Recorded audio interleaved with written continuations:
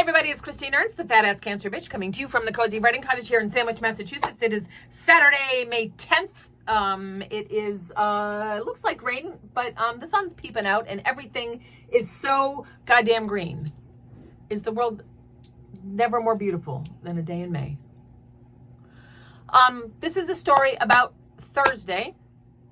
And I'm sitting down to write my Saturday story, this very monologue that I'm speaking to you right now. I sit down on Thursday to write it. It's 7:48 p.m. I've just worked out. I've tidied the house, stowed some laundry, arranged some flowers, made a nice supper, cleaned up the kitchen, showered, moisturized, and I'm sitting here in my living room by our fake fire in our real fireplace, my feet jammed into our electric foot massager. Highly recommend. Listening to the peepers, sipping licorice spice herbal tea. Also highly recommend. And waiting for Julia to come out of the shower so that we can have dinner. And I mentioned to my husband, Michael, that I have no idea what I'm going to write about this week, which is kind of weird.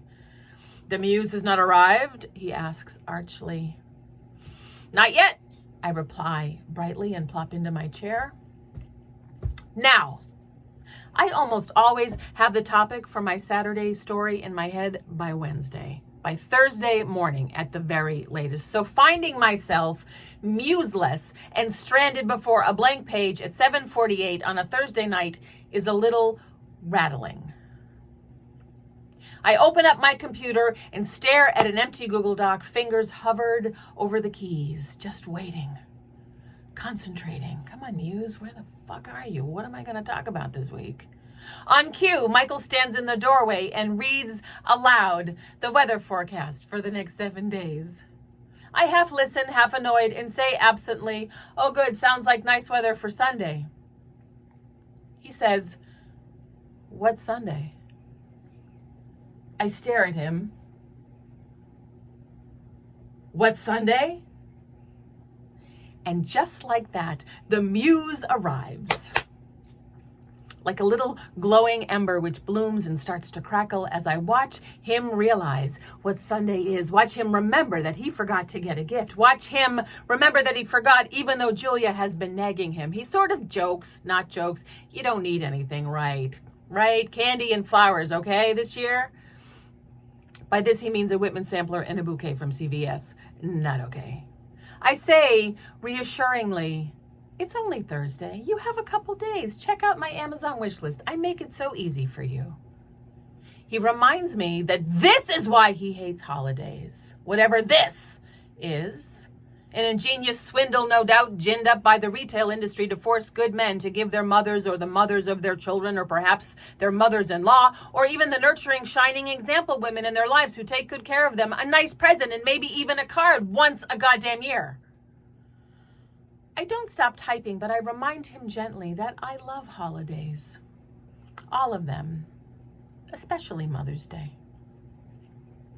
He tromps off down the hall, but comes back in a moment, says emphatically, "I don't want any gifts for Father's Day, okay? No gifts on Father's Day." Still typing, because this is gold. I say, "But we love you and want to celebrate you, and Father's Day is an opportunity for us to do just that. Does he not understand that he loves me too and wants to celebrate me too, and Mother's Day is an opportunity for him to do just that?" He tromps off again to his office. This monologue is writing itself when he returns 10 minutes later, clearly relieved because whatever was on my wish list will certainly be here by Sunday. Will it be the mini belt sander from my jewelry studio? Will it be the cool book about Vikings? Maybe it will be the fancy toilet brush that looks like a daisy in a flower pot. Maybe it will be the beautiful glass tomato nightlight. He sighs wearily, his task completed. So onerous, apparently. He is still not happy about it, though. He says, "I love you, and I just want to be able to give you lovely gifts any day of the year." Here I pause and look at him and say, "And yet you don't." We arrive at a detente.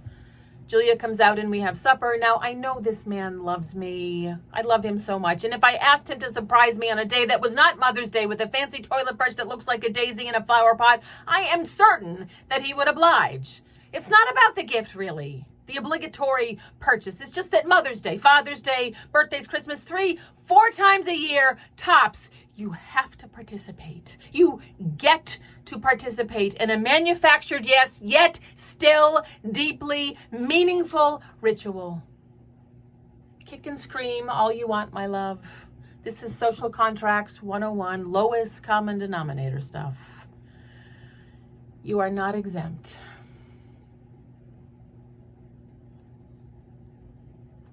And he's totally going to get a gift on Father's Day. What the fuck? Seriously? Anywho,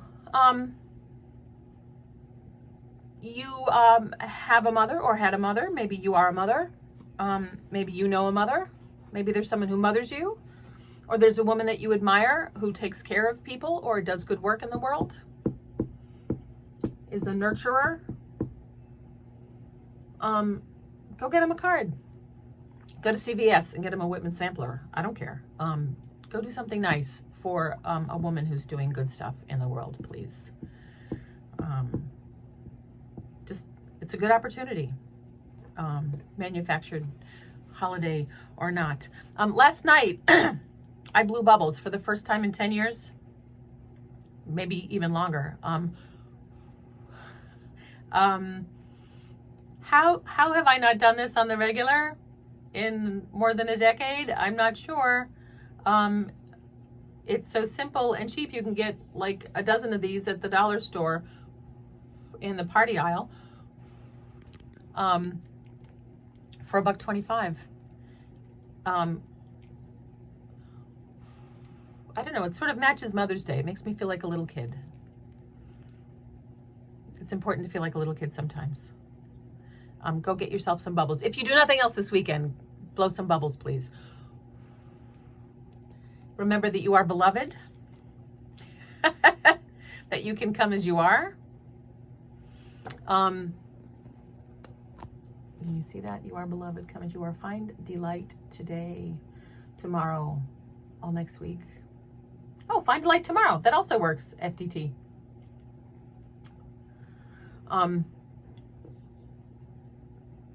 Thank you so much for tuning in and listening. And I'm so glad the muse arrived. Thank you, Michael.